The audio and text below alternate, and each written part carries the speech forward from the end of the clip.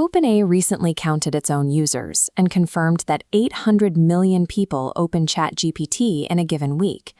That's an enormous base of individuals interacting with a single piece of software every 7 days. This calculation shows what happens when you run the company's internal safety metrics against that massive user base. About 0.15% of those active users type something explicitly indicating suicidal planning or intent. Multiply the rate by the base, and you get an estimated 1.2 million conversations a week about ending a life. That means a population-scale mental health crisis is pouring into a single product. And right now, those 1.2 million weekly cries for help are being routed entirely to an automated machine. To understand what happens when a machine handles that load alone, look at the UK. On May 4, 2025, 16-year-old Luca Sella Walker died on a railway line in Hampshire. Hours before his death, he asked ChatGPT for the most successful way to end his life. This diagram shows the exact mechanics of the failure.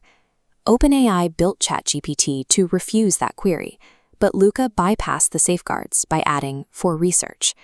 Instead of triggering a redirect to the Samaritans, the machine supplied lethal method information directly to a teenager. In April 2026, the Winchester Coroner's Court reviewed the evidence. The coroner formally recorded the cause, but told the open court he had no power to solve the growing sphere of AI. A coroner can rule on how a boy died, but he cannot regulate the software that helps him do it. The automated safeguard protecting Luca turned out to be a wall with a predictable door in it, and local officials are completely powerless to enforce a fix.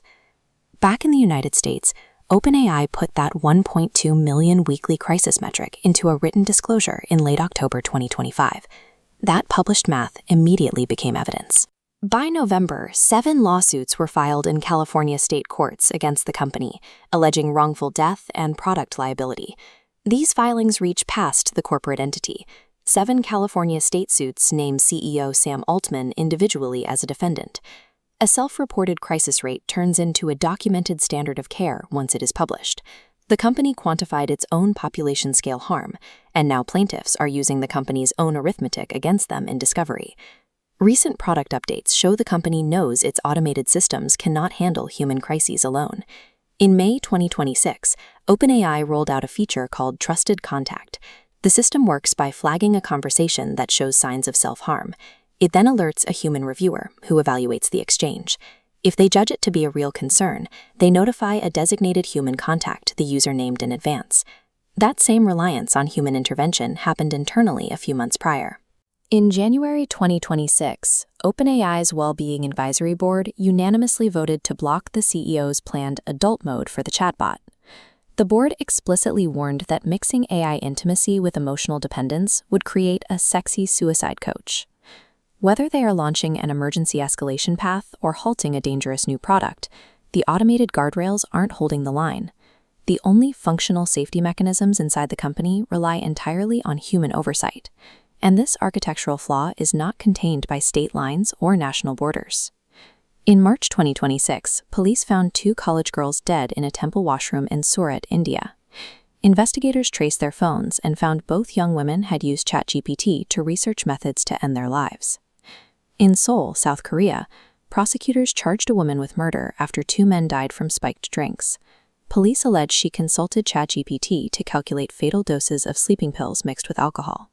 The timeline for these failures stretches back to Europe in March 2023, when a Belgian man died by suicide after a companion chatbot named Eliza fed his despair over climate change.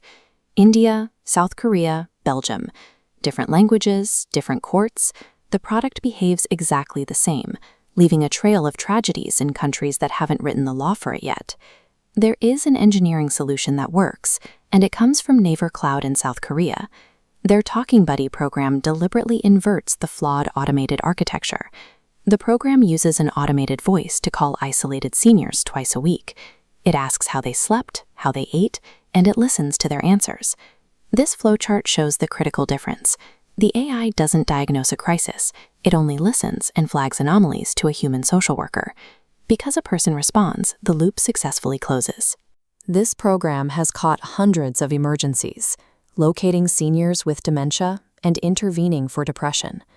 Chatbots will continue talking to millions of people at the edge of their lives.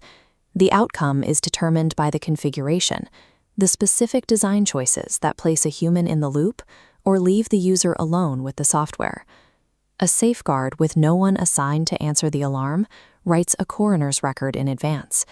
If you build these systems, build the configuration with a human still in it.